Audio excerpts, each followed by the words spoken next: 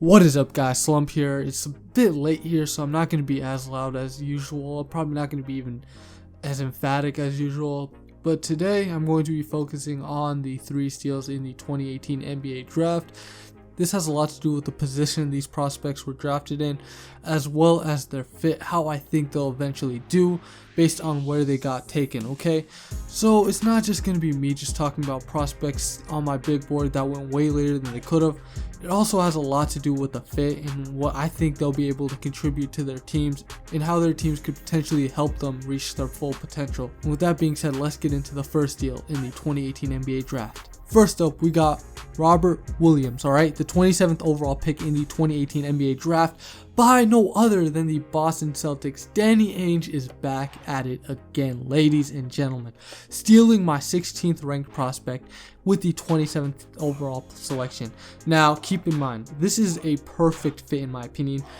With the way things are going to go, bro, for the Boston Celtics and Robert Williams, it wouldn't shock me if he ended up being a top 10 player in the 2018 NBA draft. I watched this kid a lot, okay, a lot over the past 2 years. Number one, mainly because he was linked to the Clippers a whole ton throughout the entire season this year. You know, they saw him as a DeAndre Jordan replacement, and honestly, that comparison is not bad at all, alright?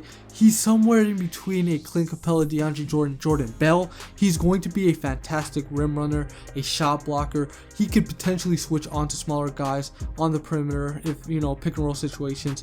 One of the reasons he probably fell was, you know, he probably tested bad in interviews. He lacks a consistent motor, and when he does play with a high motor, he's really, really good. He also, you know, he has a questionable work ethic from what I'm hearing, so that might have caused his fall.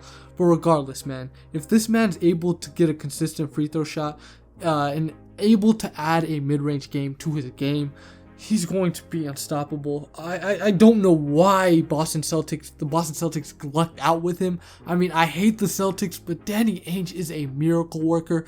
And when you add the fact that this kid's going to be learning behind Al Horford and being coached by Brad Stevens, this is a scary sight for the Eastern Conference, man. I was telling one of my good friends who's a Boston Celtics fan, it's kind of over for them, you know, when the 76ers drafted Mikal Bridges. But no, they traded him, and the Boston Celtics somehow got Robert Williams. I am terrified for the rest of the league. When you add someone like Robert Williams to a core that already has Jaylen Brown, Jason Tatum, Terry Rozier, trouble's brewing, man. Trouble is brewing in the Eastern Conference. Next, we got one of my favorite prospects in the 2018 NBA draft, the 12th ranked prospect on my big board, Lonnie Walker, okay, a guy who I desperately wanted to end up being a Clipper.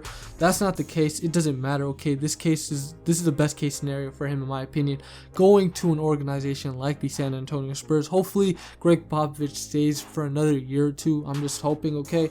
Might not happen. Next year might be his last rodeo, but regardless, they got themselves one of the players who has a pretty nice ceiling in my opinion.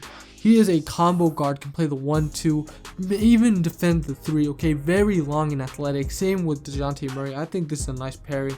The thing is, this kid needs to come into the league with an established 3-point jump shot in my opinion. Hopefully he can actually do that. He's great creating separation, alright? He can play iso ball. I mean, it's not really the best fit next to DeJounte Murray, but he is a pretty good one, okay? So with that being said, this might be the backcourt of the future for the San Antonio Spurs, and I am down with it 100%. Lastly, we got the Denver Nuggets taking Michael Porter Jr. with the 14th overall pick. Now, you know, he was my 6th ranked prospect, but now that has to change a bit, okay? But regardless, I like the pick, alright? He has to be sliding down my big board. I'm sorry. There's no way all these teams are going to pass up on him without it being a serious condition.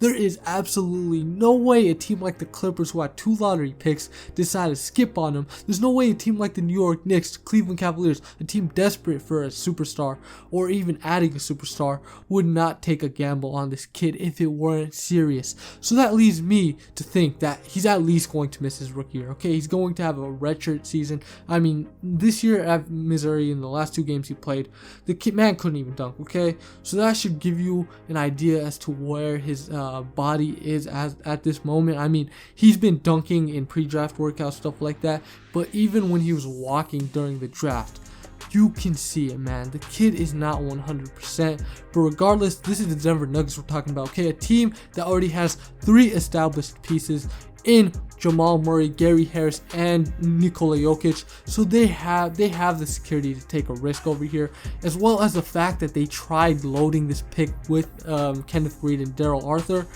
You got to give them a dub for that, okay? They took a gamble. They probably didn't see his physical, but that doesn't matter.